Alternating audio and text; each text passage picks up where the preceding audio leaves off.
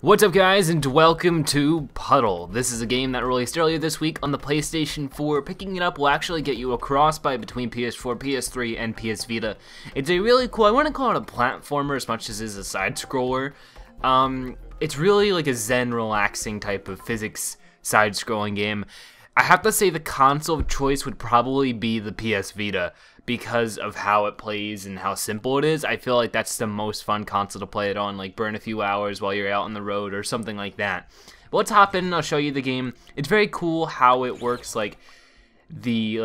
it approaches things. It's very scientific, you know, the things that make sense. You start out as a coffee, with, you know, some coffee, and then you turn into water, and then even stuff like pesticides. It's really interesting, like this liquid has a story. So let's just hop into one of the earlier levels, Oil Burner.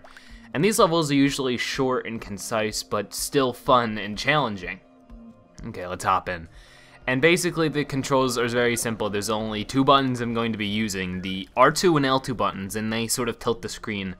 There is a very, very similar game out for the PSP, you know, back in like 2005. Forget what it was called, but it was one of the best PSP games out there. Basically, you just tilt the screen and you move the puddle around, and there's a lot of physics-based stuff, and your goal is to get as much of the water back into the end of the level as possible. That can be very hard, though, because, like I said, it follows the rules of basic science. If you've ever been in a high school chemistry class, you should understand the majority of what this game is talking about. If you are water, like we are right now, H2O, and we get close to fire, we're going to evaporate, thus losing some water, reducing our score, and stuff like that. It's very simple to get a hold of. It'll tell you basically what you need to know before going into the level, and it's just a matter of knowing how to play well enough to complete it properly. And it's really fun. I actually find it pretty relaxing. It does get a little difficult. Just because it's relaxing doesn't mean it doesn't lack challenge. But you shouldn't struggle too much, and even in these normal areas, these normal levels, they do give you the option to skip a few. They give you a few, I think they give you like 4 or 5 sort of skips. I think they call them whines for being a whiner, a baby, but you just can skip the level if, you know, it's too difficult. But that's literally the game right there, is tilting the screen so that you can get to the end of the level with this physics-based. I want to call it puzzling because it's always linear. There's never been a time where there is like multiple paths, I have to figure something out, or even just go a different direction than I would expect. It's all usually pretty simple, it's just sort of trial and error. Let's go over here, and this one we become our Herbicide.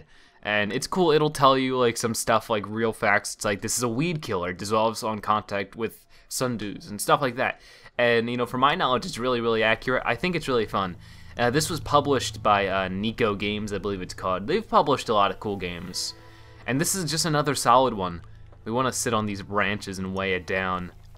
So it's like, the more liquid we have, the more easier it can be at times. Because like we can weigh down these branches. But of course, if we don't control it, a whole blotch of it's going to land in that plant and kill it.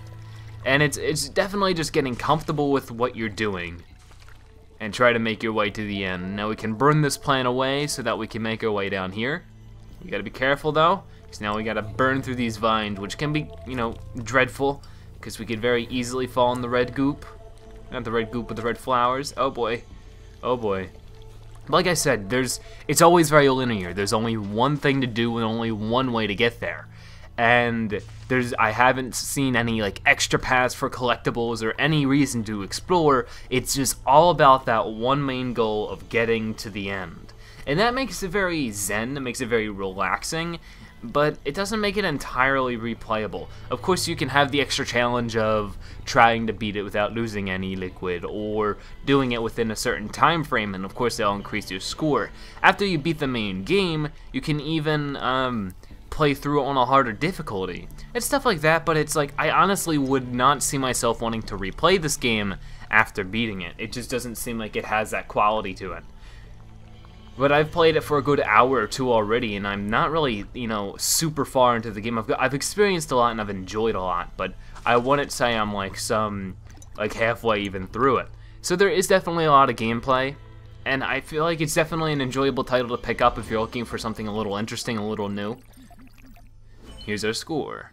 Okay, so you guys are getting the gist of it. It's a very, very simple by nature game. Very relaxing. If you want maybe a new PS Vita game to play that you can also get on your consoles or vice versa, this is definitely something to check out. So I'd like to thank you guys for watching, and I'll see you guys later. Bye-bye.